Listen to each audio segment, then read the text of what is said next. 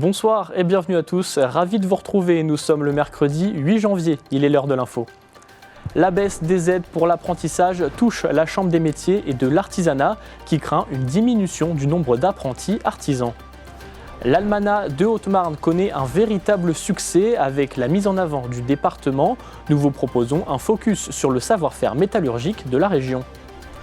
Gros plan sur le bailleur social Amaris en Haute-Marne. L'entreprise rénove des logements, vous le verrez. En fin de journal, nous recevrons Fred Joly qui vous présentera son seul en scène C'est du Joli en représentation à Maranville en Haute-Marne le 18 janvier prochain.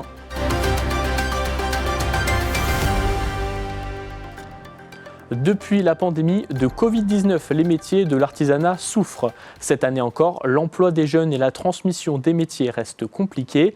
Les aides pour les apprentis ont même baissé. Les détails avec Léo Martin et Janice Gallard.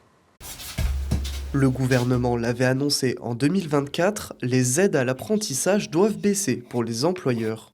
Le 31 décembre dernier, le ministère du Travail a confirmé les nouveaux montants, 5 000 € pour les petites et moyennes entreprises et 2 000 € pour les plus grosses entreprises. En Haute-Marne, 4 000 sociétés font partie du milieu de l'artisanat.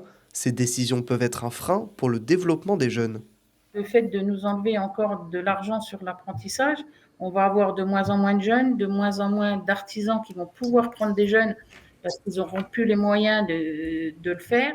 Et il y a des métiers qui vont disparaître et l'artisanat, il ne faut pas l'oublier, c'est quand même la première entreprise de France. L'année 2025 va être compliquée, mais nous, dans l'artisanat, on a toujours su se réinventer, aller de l'avant. Donc, on va continuer comme ça. Et moi, je serai là pour nos artisans, pour leur proposer le meilleur et faire en sorte que on voit de bons jours devant nous revenir parce que depuis le Covid, c'est pas simple, mais on s'accroche et on s'accrochera encore. Nous continuons de vous tenir au courant de la situation de l'ex-magasin Leader Price à Saint-Dizier, devenu Miamland City. Les salariés sont toujours dans l'attente de leur salaire et de la décision de la commission de sécurité. À l'initiative de la CGT et du collectif citoyen 52, un rassemblement est prévu lundi 13 janvier prochain devant le magasin Miamland City. Avec cette action, ils exigent, je cite, un réel soutien de la ville, un accompagnement digne et une mise en sécurité des salariés. Un reportage sera à retrouver la semaine prochaine. Un livre 100% haut-marnais est disponible pour la deuxième année consécutive dans plus de 55 points de vente du département. L'Almanach de Haute-Marne a pour mission de mettre en avant le savoir-faire, le patrimoine et la culture du département. 4000 livres de 220 pages ont été publiés en novembre dernier. Aujourd'hui, focus sur la fonderie Dommartin avec Célia Richard. Venez avec nous, on va vous montrer où on trouve l'Almanach. Un livre consacré 100% à la Haute-Marne, oui, ça existe. Pour la deuxième année consécutive, l'Almanach de Haute-Marne est vendu dans 75 boutiques et cafés à travers le département. Publié en novembre 2024, 4000 livres ont été édités pour la deuxième édition. Le voici, au milieu des produits haut-marnais, au milieu de la Haute-Marne. Le but, mettre en avant le territoire haut-marnais et son patrimoine.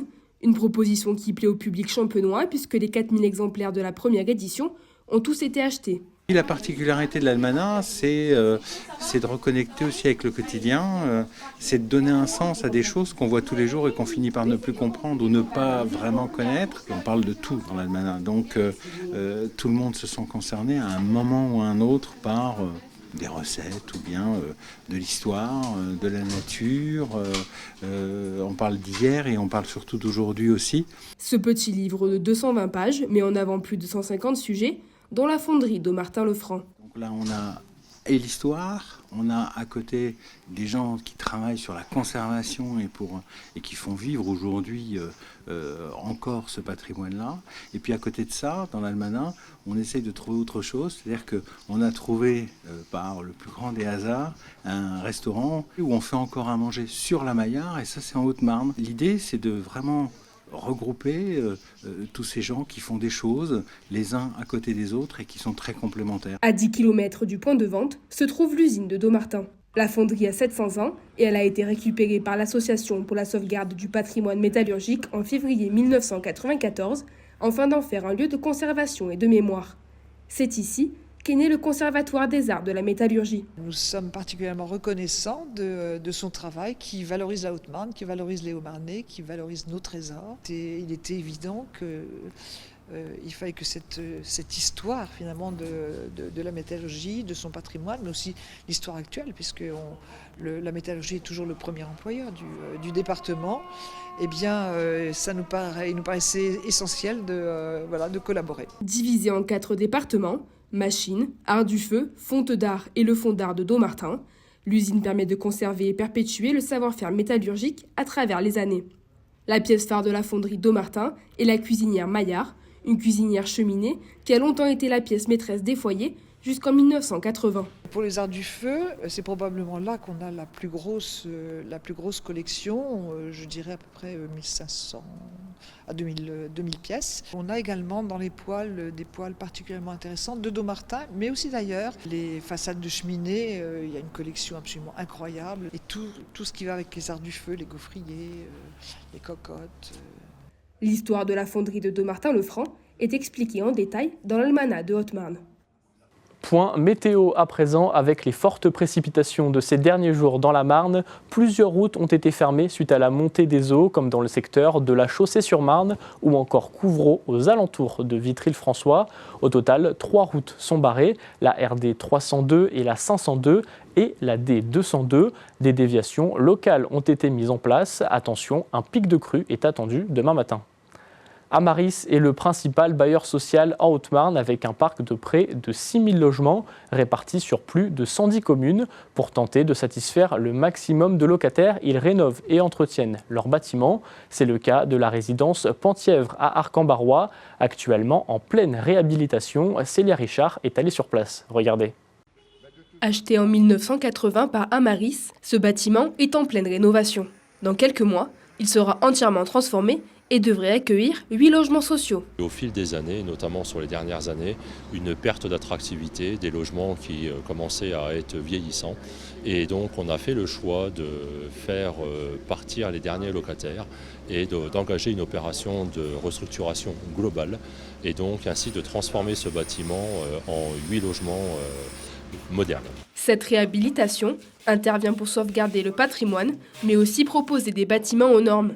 Ici, les 2 axes principaux étaient la réorganisation de l'espace et la rénovation énergétique. D'un point de vue thermique, effectivement, on doit faire des études réglementaires qui, elles, effectivement, doivent correspondre à une norme ou à un décret qui sont très encadrés. Ici, on était en chaufferie fuel au départ. L'état initial était très mauvais par rapport à cette chaufferie fuel et le fait qu'il n'y avait aucune isolation aux normes d'aujourd'hui.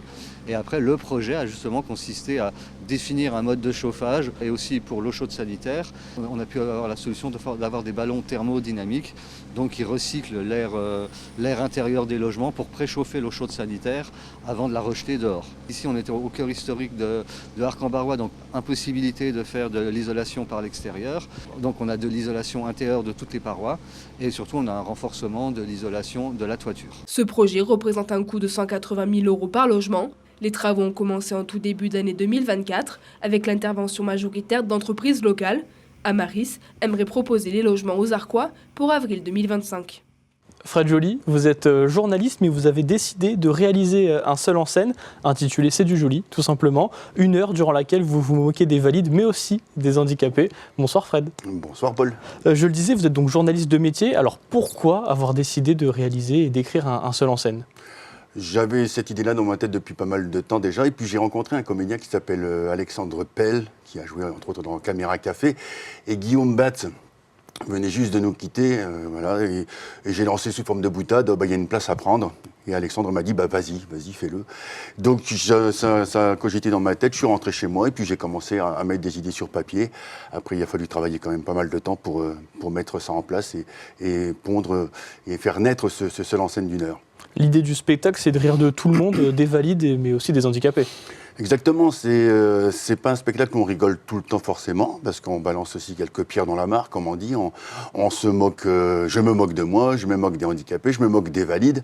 On se moque aussi un petit peu du regard des valides sur les handicapés et vice-versa, des handicapés sur les valides. Voilà, donc ça fait un spectacle qui prête à réfléchir. Et d'ailleurs, c'est pour ça que sur l'affiche, on a tenu à mettre « Vous n'en sortirez pas indemne », parce qu'effectivement, c'est un peu le but de ce projet. Il y a aussi une partie un peu plus touchante, sensibilisation aussi au handicap. Oui, exactement, parce que les handicapés sont peut-être pas encore bien perçus dans la société. On est quand même en 2024. Je pense qu'on a beaucoup de retard sur pas mal de pays.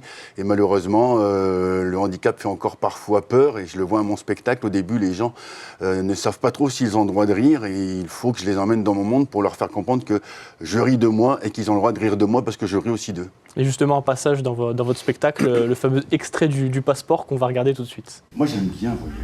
J'aime bien prendre l'avion, voyager. Et ça me fait penser qu'il faut que je renouvelle mon passeport. Alors, j'attends avec impatience le moment où la secrétaire va me dire « Monsieur Joly, nous allons devoir faire une empreinte de votre index. »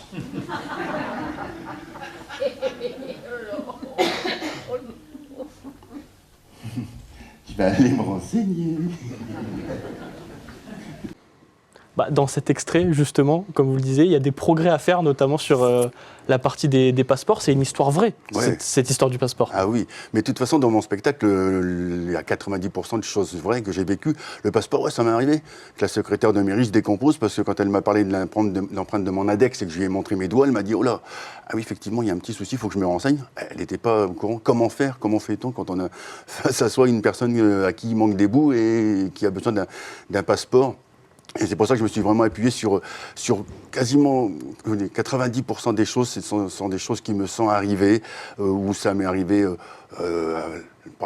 lors de rencontres avec des filles, par exemple, lors d'aventures avec des potes où mon handicap a pu nous sauver la vie parce qu'on a eu un contrôle de police et j'ai réussi à désarçonner les policiers qui ont fini par nous dire « Bon allez, c'est bon, maintenant partez, on n'a pas que ça à faire ».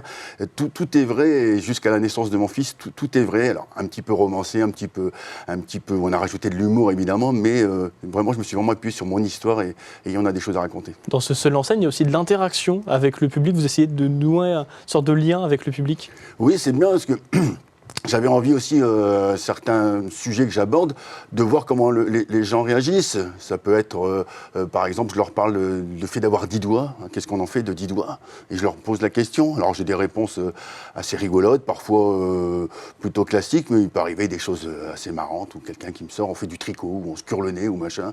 Et l'intérêt, c'est que vraiment les gens se rendent compte que on est là pour rire, allez, on peut se lâcher, et il faut se lâcher, c'est important. L'idée, c'est de rire, mais de passer aussi un message, malgré tout. Oui, exactement. Il faut passer un message, comme on a pu le dire il y a quelques minutes, sur le fait que le handicap n'est pas encore très bien perçu en France en 2024. C'est quand même triste, ne serait-ce que dans le métro parisien, quand on voit qu'il y a que 3% des stations du métro parisien qui sont utilisables en fauteuil roulant. On se dit, mince, on est quand même en 2024. C'est Paris, c'est la capitale de la France.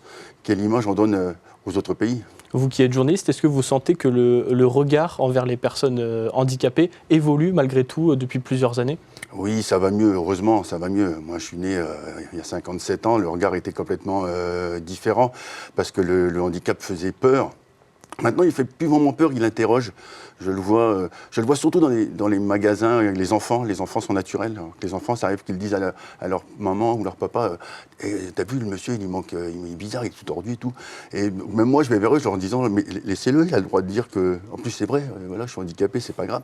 L'intérêt, c'est que lui s'intéresse et qu'il demande à ses parents pourquoi je suis comme ça et que ça ne soit pas tabou. Quand j'entends des parents dire aux enfants non, tais-toi, je dis non, il faut le laisser s'exprimer. Il a le droit de savoir pourquoi un monsieur est comme moi ou une dame est en fauteuil roulant ou quelqu'un marche avec des béquilles. C'est la vie, c'est le handicap et c'est notre quotidien. Et pour parler du regard des autres, justement, vous dites dans votre spectacle que vous avez quelques trucs en moins, en référence au film d'Artus qui est sorti cette année, qui a été un succès, ouais. Un petit truc en plus. Est-ce que vous sentez aussi que le regard a évolué avec ce film qui est un succès national? Oui, déjà, Artus a eu beaucoup de courage de tourner ce film. Alors l'histoire en elle-même, elle n'est pas à se rouler par terre, c'est bateau.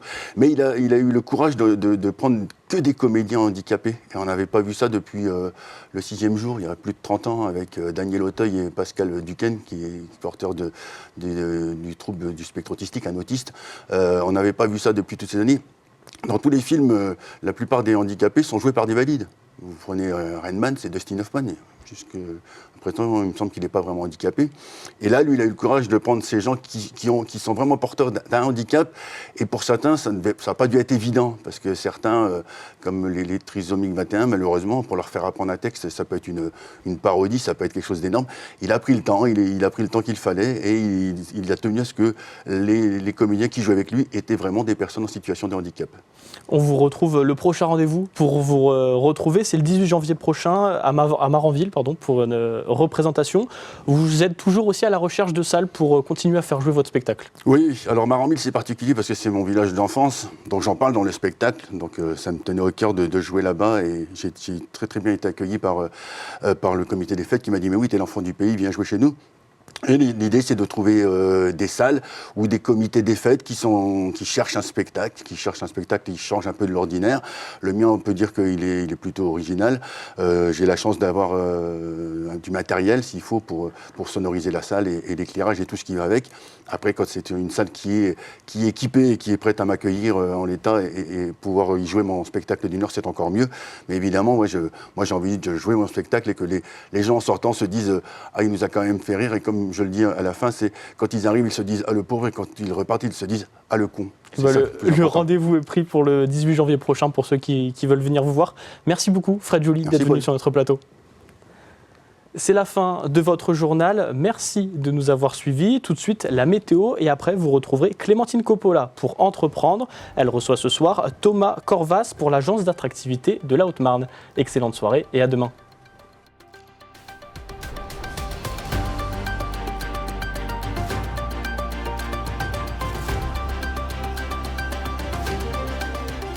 Toute l'actualité en continu à retrouver sur notre site internet et notre application mobile.